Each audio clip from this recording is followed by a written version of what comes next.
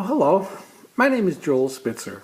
I've been running stop smoking clinics and smoking prevention programs for over 40 years. And I want to do a short video here just on how to quit smoking. Now, I want to point something out about my videos and all the resources that I have put online. They're all free. I'm trying to sell you nothing.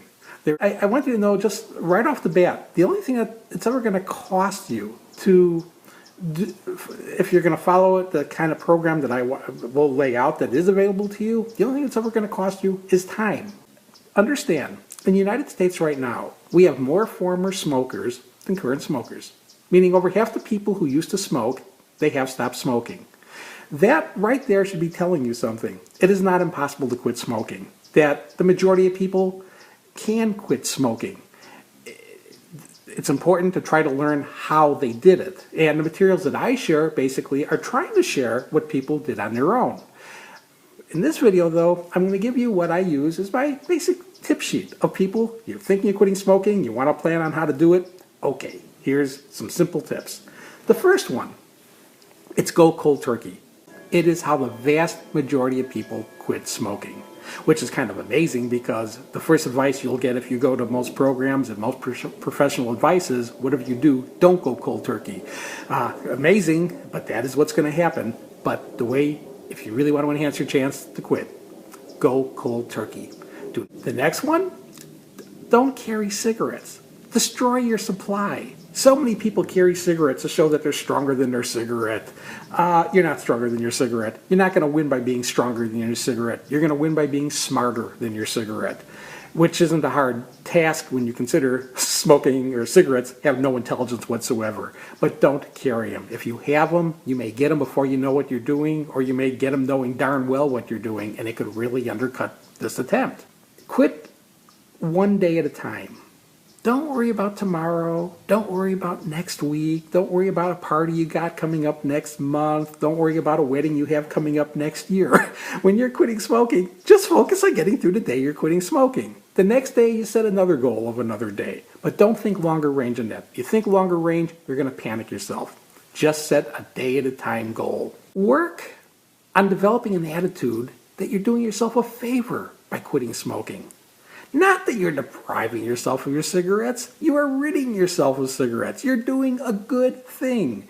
The first few days you quit smoking, you may not feel physically great, but at least you can feel emotionally great that, hey, I'm taking a positive step here. I'm quitting smoking. It's something you probably have wanted to do for a very long time, and the day you quit and you get your first 24 hours under your belt, you did it. That's big. That's a big deal. No one's ever quit for a year who didn't quit for a day first. You have to start somewhere. So make that each day a big deal and be proud of what you're doing. There are going to be certain situations that are going to trigger responses that you smoke when you do them. You've got smoking tied into lots of your daily routines.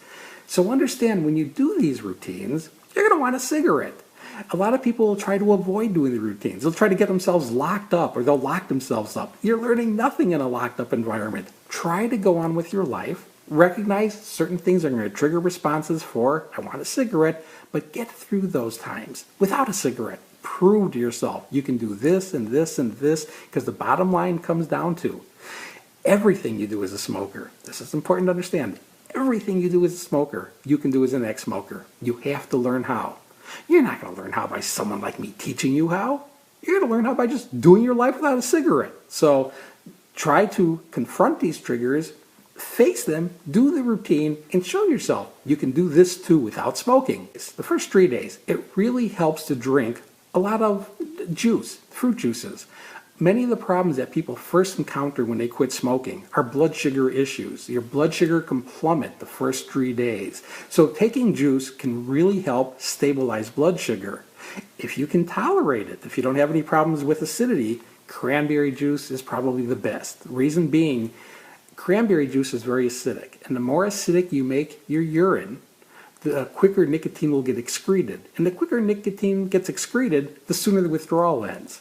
It may only make the difference of a few hours by having the cranberry juice over other kind of juices in easing up the withdrawal. But hey, you you want those few hours. You want this to be as short of a process as possible. And cranberry juice can really help that a lot. But for blood sugar, any juice can help with that. Make a list. This you even should do before you quit smoking, of why you want to quit. This is important, to make that list. When you get the thought, read the list. It'll reinforce your resolve, your reasons for why you have stopped. That list can never get shorter. Those reasons were real the day you wrote them. You may find over time, though, you may have to add to that list as you notice improvements as you quit smoking and you realize, oh, I can do this now, I can do this, I feel better. That stuff gets thrown on the list. That's to help you when you get thoughts or urges down the line, and they're more thoughts, they're triggered by circumstance, but to have that list readily available. We used to carry your cigarettes. Pull it out and read it, and you'll find by the time you're halfway done the list, and maybe all the way through the list, you'll realize, boy, I'm glad I don't smoke anymore, by having read that list and reinforcing why you stopped. Concerned about weight, and many people need to be concerned about weight. You need to be careful when you first stop smoking. You need to be careful of how you substitute food for cigarettes, which can very easily happen. If you're concerned about weight, you almost need to have a plan in action of how to eat your meals. You might have to have snacks between meals. This is to help to stabilize the blood sugar. And the juice between meals might be a route to go. But helping to stabilize your blood sugar can be very effective. And it's not eating more in a day, but maybe spacing your meals out, or spacing your snacking out, breaking the meals apart a little bit so you have food in those interval time periods. Also, you can increase your exercise. It's something you want to be careful. You don't want to go out and try to start running marathons, especially if you haven't exercised before. But incorporating exercise into your life can help with weight control over the long term, and initially in the beginning give you something to do with some of that time that you may very well have since you're not smoking. Probably going to encounter problems in those first few days. Well, that has nothing to do with just the fact that you quit smoking. It's just people encounter problems pretty much on a daily basis. Keep in mind, no matter what the problem is, cigarettes can't solve the problem. My classic example I use is how people, if they get a flat tire, they feel like they have to have a cigarette. Well, think about it. What's a cigarette do for a flat tire? Absolutely nothing. It makes you stand outside and look at the flat longer. It makes you stand outside if it's raining and cold. It makes you stand out and get wetter and colder. It doesn't fix the tire. What fixes the tire is, again, you fixing the tire. And the first time you do something like that without a cigarette, hey, you show yourself how to deal with that particular stress. But this goes for every kind of stress you have. You will have things that will trigger the response. Don't give in to the trigger, but try to deal with the problem, whatever presents, and show yourself you can do that without smoking. It's going to be important for you to really understand what you are to be able to quit smoking and stay off. The term that I'm going to use here is a smokeaholic, but what it really comes down to understanding is you're a drug addict. You may not like the sound of that, you may not like the implication of it, but you better understand the reality of it. You're a nicotine addict, which is no different than any other drug addict. You just happen to have yourself addicted to a drug which is more legal and in many ways more acceptable than other hard drugs, but every bit as addictive and, for all practical purposes, every bit as deadly. Cigarettes kill more people than all other drugs, including alcohol, all other drug addictions combined. You are a drug addict. You are a drug addict to a drug which is lethal. And to understand what you're fighting, because you're an addict, you're not fighting a carton, you're not fighting a case, you're not fighting a million cigarettes. You're fighting a puff.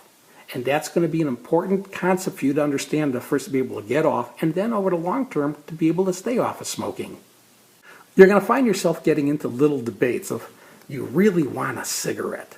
And then you're going to find yourself trying to talk yourself out of taking that cigarette. And the way you're going to do it is say, I don't want a cigarette. And you're going to go back and forth. I want one, no I don't. I want one, no I don't. One sounds great, no it doesn't. Change the discussion.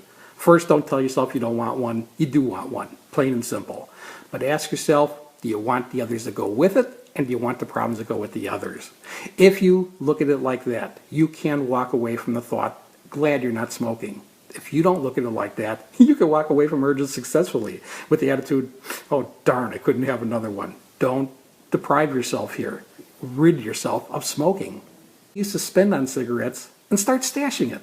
This is a slush fund. When you see things at a store that you really want, but you never would have bought because it's kind of a waste of money, hey, this was your smoking money. There was nothing you're going to do as wasteful as when you were smoking it. So use this as kind of a reward of things you can have now because you don't smoke. And this can go on over your lifetime and become tens of thousands of dollars.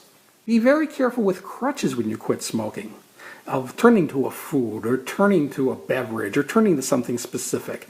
If you're going to use anything as a crutch, deep breathe. Deep breathing is a good crutch. You can do it anywhere, anytime you want. As days go by, you'll start to realize you can take a deeper breath and not get a tail-end pain or a tail-end wheeze, and it's just always available to you. It's something you could do for the rest of your life and see the improvements from having not smoked. Go to places where you normally can't smoke. That can help, but be prepared, because you got to leave those places that you normally can't smoke. Like if you used to go to a library because you couldn't smoke in a library, well, that'll work fine while you're in the library. But when you leave the library, understand, it'll create a trigger because all the other times you left a library, you wanted a cigarette instantly. But again, you've got to learn how to do, how to leave a library, how to leave a movie, how to leave, a public building where you can't smoke. These are all things that you will learn, again, one event at a time. A lot of times people won't tell anyone. You know why you won't tell anyone? Well, if you fail, you won't look bad. Don't make it easy to fail. If the one thing that stops you from lighting a cigarette on a given day is the fact that, that person over there, you just said you quit and now they're going to see you smoke, you look like a moron, hey, that may help you not to take that cigarette. You want to utilize every tool you can, everything you can do to help secure your quit, to secure your resolve at these given moments. Utilize them. Letting people know you're quitting can really help for doing that. You're going to find once you quit, there's only going to be two good reasons to take a cigarette. One is you decide all of a sudden that you want to go back to smoking till it cripples and kills you. That's a goal. If that's your plan, if that's your reason for wanting a cigarette, oh, that's okay. That's legitimate. The other one, and this is my favorite of the two, if you really enjoy the withdrawal, if you get into the first 3 days, and maybe you have this terrible withdrawal. Some people don't. Many people don't. But let's say you're one of the people who do have a real bad withdrawal, and you realize, oh my God, this withdrawal is great. I love these horrible effects. Man, I hope I can feel like this forever. That's a good reason to take a cigarette. If you want to keep the withdrawal going forever, take just one puff every third day. You do that, you can make withdrawal last forever. I don't think anyone in their right mind will ever take a cigarette under that condition, that they want to make withdrawal last forever. So again, if that's your goal, yes, that's a reason to take a puff. But any other reason you come up with, it's not worth it. All right, those are some simple tips. They really are the information that you could use to pull off your quit and do it on your own. If you feel like you want more information, we have the site whyquit.com. Again, it's free. There's nothing to buy. There's nothing ever to pay. It's there for you.